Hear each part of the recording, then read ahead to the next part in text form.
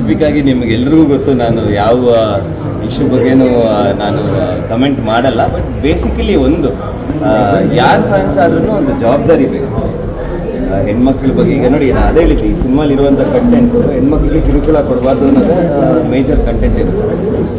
ಈಗ ಏನಾಗ್ಬಿಟ್ಟಿದೆ, ಇವಾಗ ಎಲ್ಲರ ಕೈಯಲ್ಲೂ ಫೋನ್ ಇದೆ, ಚಿಕ್ಕ ಚಿಕ್ಕ ಮಕ್ಳ ಕೈಯಲ್ಲಿ ಐಪ್ಯಾಡ್ ಇದೆ. ಸೊ ಎಲ್ರಿಗೂ ನಾವು ಏನು ಬೇಕಾದ್ರೂ ಹಾಕ್ಬೋದು, ಅದು ಯಾರಿಗೂ ಗೊತ್ತಾಗಲ್ಲ ಅನ್ನೋ ಒಂದು ಧೈರ್ಯ. ಯಾಕಂದರೆ ಮುಂದೆ ಬಂದು ಹೇಳೋದಕ್ಕಾಗಲ್ಲ, ಹಿಂದೆಯಿಂದ ಯಾರು ಯಾರ ಹೆಸರು ಹಾಕೊಂಡು ಬೇಕಿದೆ ಯಾರ ಬಗ್ಗೆ ಅದು ಕಮೆಂಟ್ ಮಾಡಬೇಕು. ಧೈರ್ಯ ಇದ್ದರೆ ಮುಂದೆ ಬಂದು ಮಾಡಬೇಕು.